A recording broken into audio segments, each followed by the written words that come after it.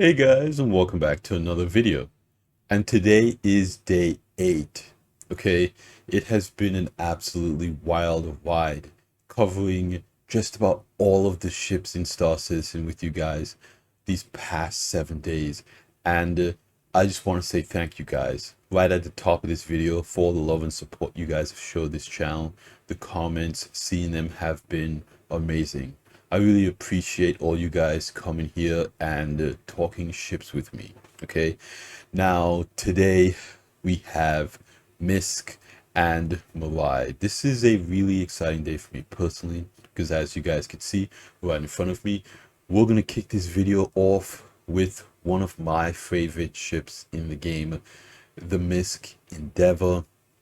This is the main kind of like capital ship from MISC, aside of course from the Odyssey, which we will take a look at and talk about today. This is the science, research, medical, and agricultural ship in diverse. It's coming in at only $350. Okay, this is extremely good price. Okay, it is cheaper than even the Galaxy. Now, it doesn't come with the modules, and the modules are not cheap on their own. Okay, that's one thing you guys have to keep in mind with this ship, is to really get the maximum capabilities out of this ship, you do need the modules, but it's not entirely useless without them. Of course, this ship, it has its kind of main party trick, is that this command module here can actually separate from the main engines and its module pods. Right here, as configured, it has the agricultural pods that you can use to essentially do farming type activities. But this ship on its own, this command module, I believe it has roughly 400 SU of cargo. So you're not out to dry if you don't have any modules with this ship. You can still do trading with this ship. And for $350 to get a ship with 400 SCU, that's pretty comparable to something like the Raylin or the Caterpillar. So if you were just going to buy the ship at $350 and use it as a cargo runner, it has that capability. But then when you want to add the modules, which I believe you will be able to do in game, you can get this ship for $350 and then earn the modules in game. Again, I hope we're able to earn the modules in game because that is essentially my plan with this ship. I do own this ship. I desperately want CAG to give us any information about when it will come out, but I know right now they're working on the RSI ships and the RSI line of ships because they want to get a specific family of ships done at a time so they can have that cohesive workflow. Presumably, when they do move on to MISC ships, we'll see multiple of them worked on the same time, ships that we'll go over in this video. But personally, I think $350 is a good price for what this ship can offer. Again, the Caterpillar is also modular and kind of plays in this same price point, as well as the Galaxy. The Galaxy is also modular and plays within this same kind of price point. But again, the real benefit of the Endeavor is that you're not sacrificing that cargo when you add modules. The cargo is a part of the command module. So there's no real cargo module that you have to work around. You just add modules on top of what is already there. So in my opinion, it's kind of the standout feature of this ship. Aside from the fact that it has very interesting and unique modules like the agricultural module. I don't think there are any other module ships that are getting these types of agricultural modules. And what's interesting about it is that these modules stack. So if you want two or more, maybe, I don't know. Again, it's my hope that you're able to, I don't know, put like 5 of these things on there and just have like a very long version of this ship. But again, I hope Seiji tells us something about the ship. Either way, even if that isn't possible, I think the ship is a good value and it definitely gets my recommendation. Okay. Next ship we have is the Expanse. This is a really cool ship. Again, MISC doesn't miss. You know, I'm a fan of MISC because they're just doing really interesting things, especially as an industrial player. their designs are really interesting to me, and the use case for their designs are really interesting. Okay, the Expanse is a refinery ship. Okay, it has 8 saddle bag locations here, and it works with ships like the Prospector. So essentially, you can refine ore for 2 different Prospectors because Prospector has 4 saddlebags, and this is a solo ship, and $150 gets you in the door of that refinery gameplay. Remember, the the new RSI ship has a built-in refinery. The Galaxy has a refinery module. The Orion has a refinery on it. The Odyssey has a refinery on it. The Odyssey's refinery is dedicated specifically to that ship. This can refine multiple kinds of ore. Okay, for $150, this is the entry point of the refinery gameplay. You're gonna be working with other players and refining what they have. This is a perfect ship for an industrial organization that wants to do, heavy mining, that wants to essentially have like maybe a fleet of these things. Or it's cool for the solo pilot. Maybe your friend owns a prospector, you guys go out together and you complete that entire gameplay loop right there and then. $150 is a pretty good price in my opinion. It's cheaper than the prospector itself, and the gameplay that comes with it is very needed, okay, because refining ore helps you make so much more money. So in my opinion, this is a cool ship, and it definitely gets my recommendation again. Next, we have the Freelancer, tried and true, coming in at $110. This is a good price for what you're getting. It has good cargo, it has good firepower, it has 4 beds to log out in. It's 4 seats on the there's 4 seats, in the cockpit here. Okay, it doesn't have a huge ton of amenities. I know a lot of people call this thing a hallway because it's basically just very long, and it has a turret on the back here. In my opinion, this is a pretty good ship. At this price though, it's starting to play with a little bit more competitive ships, especially with the C1 coming out, $110. Now the C1 is a much larger ship, but the way it handles, the C1 handles really good. And then of course you get that 64 SC of cargo. It has a little bit more space. It's more updated with the components. Less crew, only 2 beds, pilot and co-pilot. But for most people's needs, that's more than enough. This isn't a bad ship, but it's up to you. You really have to like this design and the gameplay around it. Its benefit over the C1, in my opinion, is that it has this door on the side. So you don't have to go at the back ramp every single time. And I have used this as a daily driver in the past. And that side door, it comes in handy much more than you'd think it would. I don't have a problem running back and forth out of the C1, but just going from the pilot seat to this side door to leave the ship, it is very convenient. So again, it's up to you. I don't think this is a bad deal, but again, it's personal preference. Then we have the Freelancer D. Okay, this is the exploration variant. It has extra fuel tanks. It has that kind of, it's supposed to have a refinery on it. Sacrifices a little bit on cargo. Again, it has that side door, it has good firepower. It's a really cool ship. For 135, it's not a bad deal, but again, it is very specific. You have to kind of like this design language. I know it's not going to be everyone's cup of tea, but I think it's a really interesting ship because of its fuel capacity, its firepower, its solo ability. In my opinion, this is a very interesting ship. Go the distance. That's the tagline right there.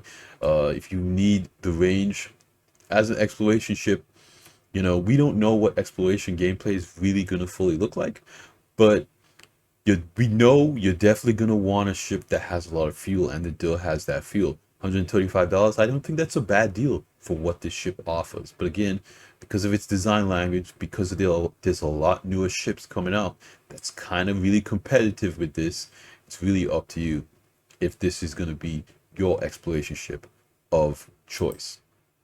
Next, we have the Freelancer Max. Again, I daily this ship all the time because of its huge cargo. It has a ton of cargo and it's very easy to daily. Okay, it's not a big ship. Okay, this ship is smaller than the C1, but it has so much more cargo. Okay, this ship is really competing against the new Zeus Mark II CL.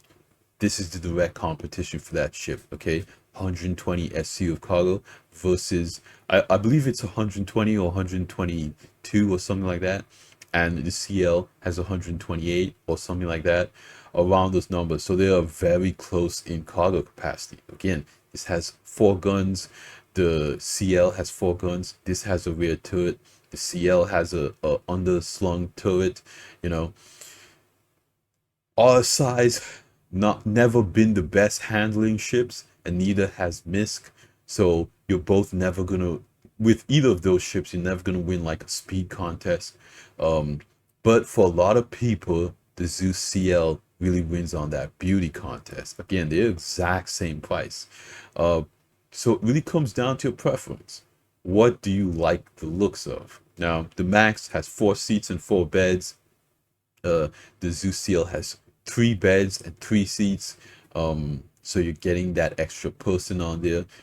This can be used as like a transport ship. I have like replied to player beacons or, hey, I'm lost in space out here. My ship shut down. Can you fly me to the next station so I can claim it or whatever? And I would go and pick people up in this ship. This is a cool ship to do that because it has a lot of seats. So anyone going with you is going to be G safe. And again, it has that side door. But then the Zeus CL also has that side door and airlock. It also has suit lockers. I don't know. It's really going to be up to you. But from the outset, this has more pilot control firepower. Again, we've got those 4 guns. The Zeus CL only has 2 pilot control guns. $150, in my opinion, is a good price. It's competitive right now, but I think it's a good price. If you want to check this ship out, you won't be disappointed. Then we have the Freelancer MISC. This is the missile boat. This thing has a ton of missiles. $175. My personal opinion, it's not maneuverable enough to be a true combat vehicle. It does have a lot of missiles, so it's supposed to kind of sit a little bit further back in the battle. But in my opinion, missiles have always been in a weird place. They're always kind of iffy. If you get lucky, I mean, that could be the battle right there. But it really depends. For $175, I think this price point is a little too competitive. Again, you're playing with some really interesting ships at $175. For me, this is going to be a buy in-game recommendation. These aren't too expensive in-game, and they are cool ships if you want to take a look at them. Okay, next we have the Hull A. The Hull A is a very cool ship. Okay, it's got its cargo on the outside on those cargo grids. It's the first ship from the Hull series that we got. It has a great interior. It's like a little camper van inside. It also has a lot of amenities with a bathroom, a bed to log out in, all of its components physicalized. The animation of the cargo grids extending and retracting. $90 is what it's coming in at. I don't think that's a bad deal for the amount of cargo that you're getting. Remember, this ship has the same cargo capacity as the C1, but it's much cheaper. C1 is $20 more expensive than this vehicle, but the C1 has more firepower, and it has its cargo on the inside, and it has the ability to carry a ground vehicle. So C1 has a lot of benefits for that $20 extra. But this is not a bad ship. You can make a lot of money with this ship on the outside. And again, because that cargo is on the outside, it should be easier to load and offload when we get instance and persistent hangars and the cargo elevators. You can just walk right up to the ship on the outside and load it up. Again, this thing's cargo grid can extend while it's in the landed position. So you have that ability to be a little bit more versatile even when landed. $90, in my opinion, is not a bad deal. But again, it's up to you. In this case, this ship is available in game now. Next, we have the Hull B. Right now, it's coming in $140. That's not a bad deal. This ship has the ability to carry a lot of cargo. I don't know the exact amount, but it's really gonna be playing uh in that ballpark above the Freelancer Max and the Zeus CL. So for less money, you're getting more cargo. But again, you can't carry a ground vehicle, and your cargo will be on the outside. This opens up just like the hull A and the hull C. But $140 again, if you just want to do straight cargo, this kind of might be the best option. If you just want to do straight cargo, this might be the best option because you're getting more cargo capacity than I like to call them super medium. The super medium class ships is the Freelancer Max and the Zeus CL. They have more cargo capacity than some large ships, but but they they fit in that kind of medium to large category. So the hull B is going to be kind of the king of the super medium cargo runners. And $140, it's less than the Max and the Zeus CL. So you're getting more cargo, less money, but you're losing the ability to carry ground vehicles. And I believe you have less firepower. This is not a bad deal right now, in my opinion. I think the ship is going to go up in value. It gets my recommendation. Okay, the next is the Hull C. This is currently the largest cargo capacity ship in game, but its biggest issue is that it can't land on a planet with its cargo arms extended. This ship has an expansive interior. You can walk straight through the tunnel to the back for the engineering area.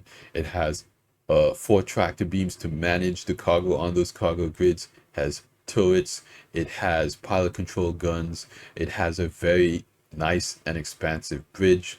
It docks with stations. This is kind of the ship that is designed for low value, high volume commodities.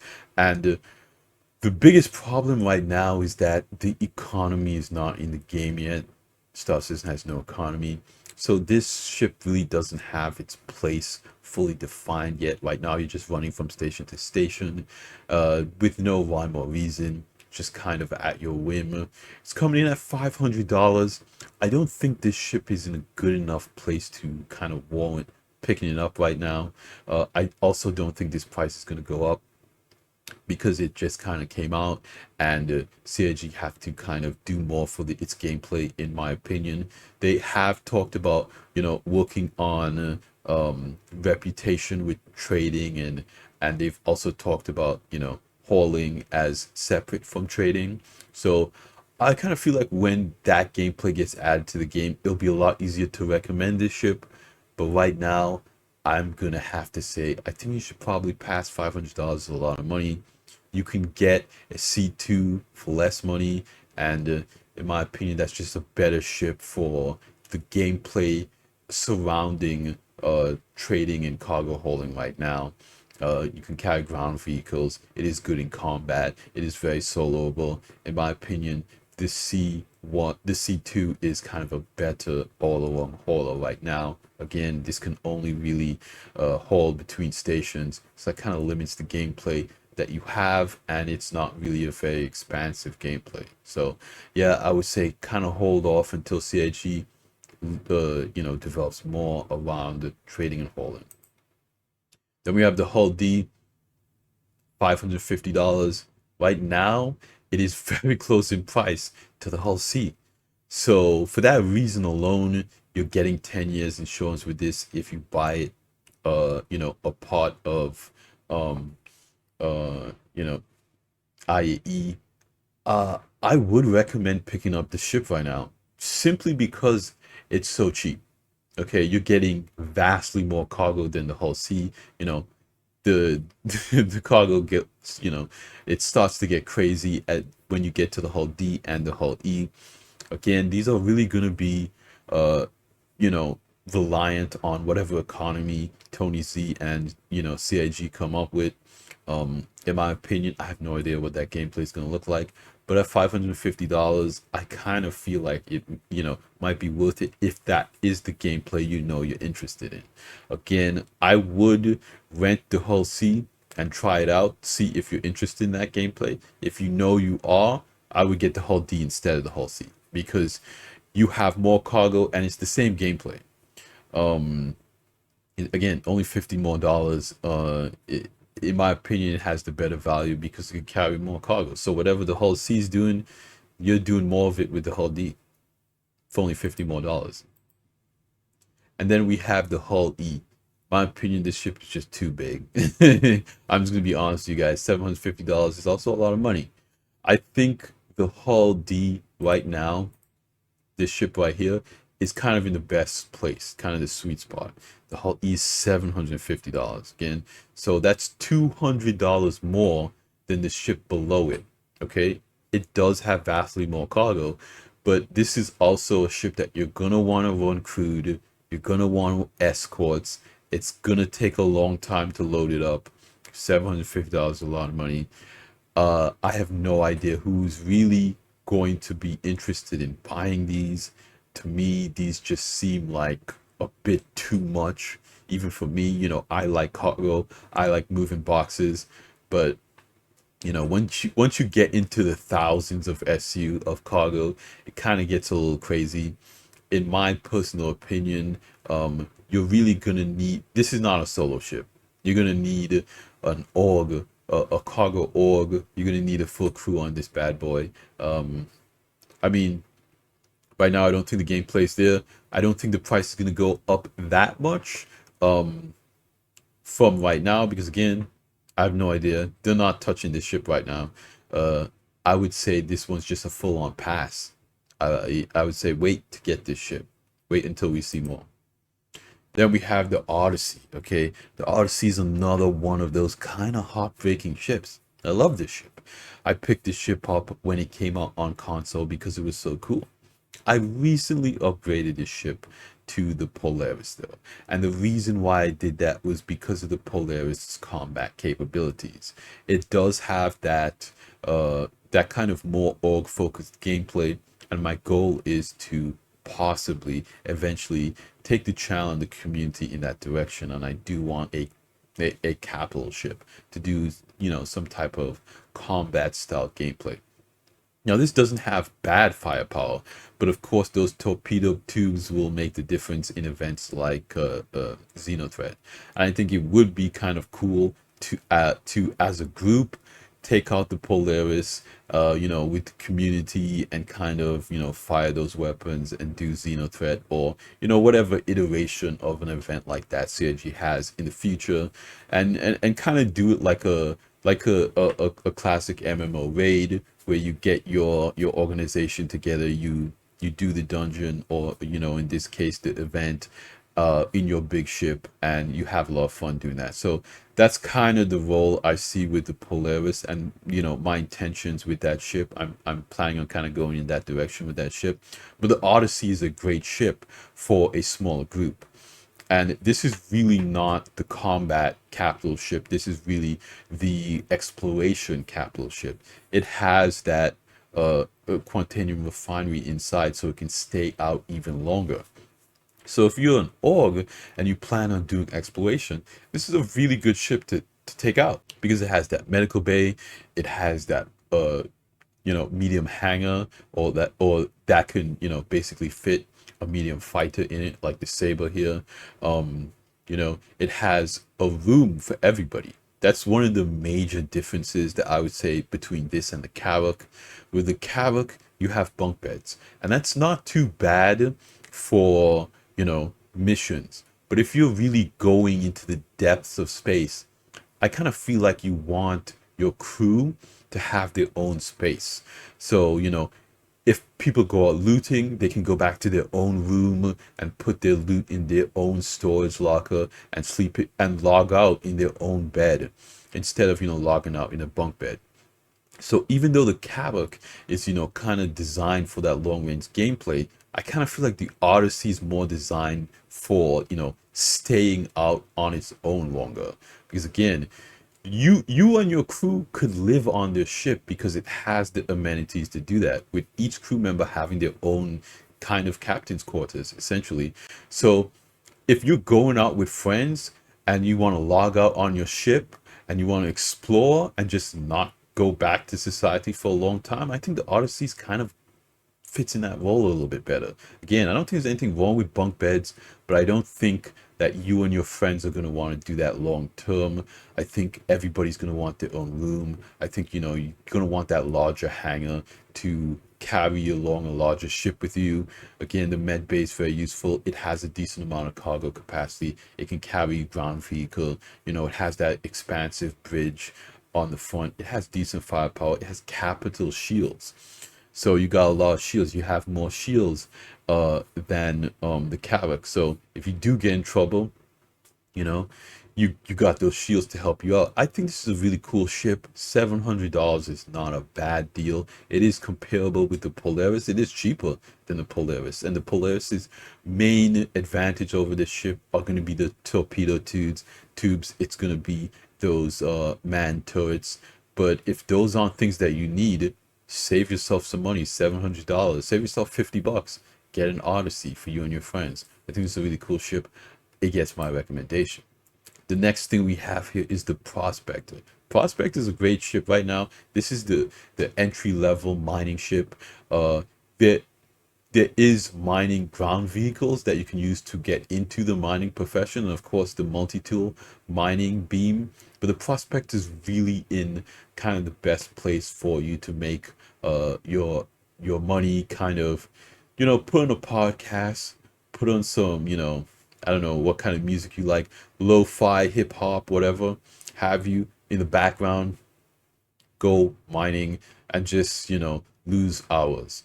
This is a really cool ship. I used to do a lot of mining again before I got the Vulture and got more into salvage. I think both mining and salvage are in a pretty good place, and they're just going to continue to improve those gameplay loops with other ships, with a refinery, with the ability to, you know, buy and sell saddlebags. Right now we don't have that ability, but we can detach the saddlebags, you know, refining with something like the Expanse. $155 in my opinion is a good price. I do recommend it, but it's pretty cheap in game if you don't want to swing that. Now we have a lot of ships to go through, so I'm going to kind of blast through these. Next we have the Reliant Core. This thing has a lot of firepower. It doesn't have a bed to log out in. It has a decent amount of cargo. You have a pilot and a co-pilot. I have no idea what the co-pilot does. It has a cool rotating mechanic. It's coming in at $65. This is going to be a buy-in game for me, but it's a very cool ship. Next we have the Reliant Mako. I believe that this is the broadcast ship of Star Citizen. That gameplay doesn't exist right now. $95 is a lot of money. You can, you know, you can buy Gladius. You can buy a lot more usable ships in game right now. Also, this game is pretty. This ship is pretty cheap in game. I recommend just buying it in game. Next one is the Reliant Sen. Okay, this is going to be your science version right now. Science gameplay is not in the game right now. $85 is a lot of money. If you do want to try out this ship, I advise just buying it in game. And then we have the Reliant Tanner coming in at $75. This is kind of the all-rounder. This is kind of the best one. It has a bed to log out in. I believe it has, you know, 2 or 4 SU of cargo. Don't quote me on that. I could be wrong. Again, pilot and co-pilot. I have no idea what the co-pilot does. It has 4 guns. It's not bad in battle. It is very cool ship. It's also not expensive in game. $75. You can get a lot of ship for that. Again, right now the Sulin is $70. Sulin is cheaper than this, and Sulin is a very cool ship. You have more cargo. You have, you know, a lot more space inside, suit locker components. You know, it's very maneuverable, not too bad in a fight. Right now I say just buy this in game. Then we have the Starfare coming in at $300. Starfare is a very cool ship. It is the refueling ship in Star Citizen. It's kind of broken right now. The interior is a maze. A lot of people are saying that this ship needs a rework. I don't disagree with them. I do like that it is kind of amazing inside. It makes the ship feel a lot bigger than it is. But for gameplay reasons, I do think it needs to be reworked. Um, Refueling is kind of off and on. It really doesn't have a use right now because Stanton's not a big star system. It is presumed that Pyro is going to need these things. So if you don't like being in Pyro, I wouldn't buy this because this really only has a use case in star systems like Pyro. It has basically no purpose in Stanton. Yeah, so if you don't like Pyro, I would just not even worry about this ship. $300 is a lot of money. Again, you can get a lot of ship with that. Yeah, I would say buy this in game if you want to test it out.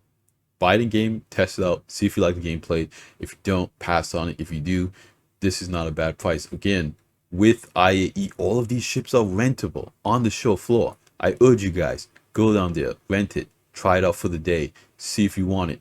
Do not buy anything before going in game, renting it, and test flying it for yourself. Get your friends together, test out how it works, do all that stuff. Again, this is like going to a car dealership and kicking the tires, taking it for a test drive. I've never bought a car without test driving it.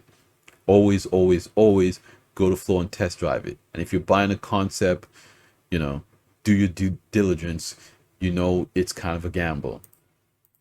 Next, we have the Gemini. This is the military version. Not that big of a difference. It just has a lot of missiles. I personally would never take this thing into combat. You know, there's just better options. $340. It's only $40 more than the regular Starfare. It is designed to refuel military vehicles like the Gladius. This may be a Squadron 42 thing. I don't know. I would say just pass. Just completely pass on this ship. And then that's it. We made it through, you guys. I think MISC has some incredible ships. Again, at the end there, it had a lot of ships that I really wouldn't go for. But the winners of this entire IAE, I kind of feel like it's the Endeavor. The Endeavor is that one ship that I think that, you know, if you are into exploration and science and non-combat gameplay and you want a non-combat capital ship, the Endeavor is the way to go. In my opinion, it's so versatile. It is large. In my opinion, it will go up in price. So if you can, and amazingly enough, CIG did raise prices recently before IAE, and they announced the ships that were going up in price, like the Cutlass. This ship wasn't touched, so this ship missed the, no pun intended, the recent round of price increases. So I don't know. I say take advantage of that. This is your opportunity to get a very, in my opinion, OP ship for only $350. Yeah, I cannot say enough good things about the Endeavor. You know, I love this ship. Everybody has their opinion about this ship. I do believe that it is going to be in concept for a very long time to come still. The science and research gameplay is not anywhere close. Again, even though CIG has modularity working now with the Hull C, this is kind of like its own beast, in my personal opinion. So if you do decide to pick the ship up, yeah, you know, look into this ship, take your time, see if it's right for you. Don't dive just into it. $350 is a lot of money at the end of the day, but I own one. I can't wait to get it. Yeah, to me, this is the winner of IAE. You have an opportunity to pick it up with 10-year insurance. But that's going to be it for me here today, you guys. I don't want to take up any more of your time. This was a super long video, okay? We went through everything. MISC is a large manufacturer. Wait a minute. I'm wrong. I'm not done yet. We still have Morai. Let's go to Morai. All right, we got the Fury.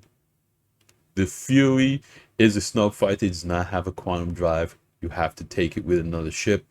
Has 4 guns on it. A lot of firepower. Very maneuverable. It is not a very durable ship. Can't take a beating. $55 though. That's really cheap. Okay.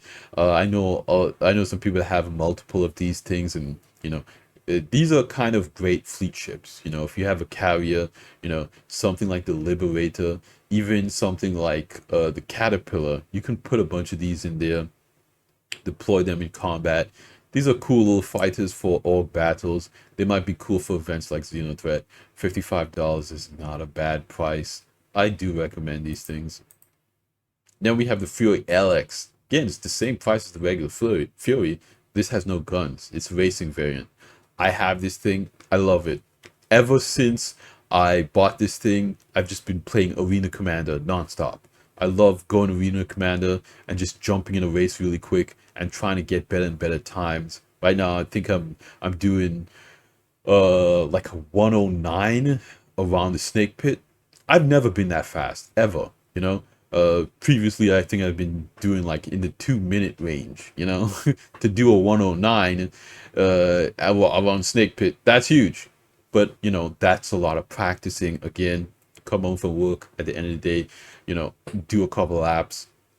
It's very easy to get good with this thing because it kind of teaches you how to turn, where you need to look when you're maneuvering. You can learn to be good with this ship, and at $55 is a lot cheaper than the other racing ships, you know, from Origin and even Mirai. So to me, this is a highly recommended. Again, no guns. This is just racing. But if you're interested in racing, in my opinion, this is the ship to get. Then we have the Fury MX. This is the missile variant. Right now, again, missiles is in kind of a weird place. This has no quantum drive. The blast shields here is really cool. When you put the blast shields up, it has screens, and these are cameras on the front. It is a cool ship. But again, I think it's kind of in a, I don't know, a weird place. It has no guns. It's just missiles. In my opinion, that's a weird choice for a ship. Again, it's up to you. If you think you love this gameplay and you've tested it out, you went down to the show floor, you rented it for free and all that kind of stuff, yeah, by all means buy it. But for me, this is going to be a buy in game. I don't think it's going to be that expensive in game. Then we have the Razer. The Razer is a very cool racing ship, but again, dedicated racing, you cannot make money racing right now. I'm telling you right now, if you go in racing, even if you place, you know, gold in every single race that you do, you know, you're making a couple of thousand. You could basically do any profession in Star Citizen and make more money than that. Again, I don't think people do racing for the money. I think people do racing for, you know, the fun, to be on leaderboards, all that kind of stuff. And in my opinion, if that's your goal, you know, just get the LX and race around in Arena Commander. If you're serious about racing and you think this thing flies good, $145, I don't know. I don't think it flies bad. It's just, in my opinion, more of a straight line, you know, thing. It's not, you know, not maneuverable. It is very maneuverable, but I'm just not fast in it.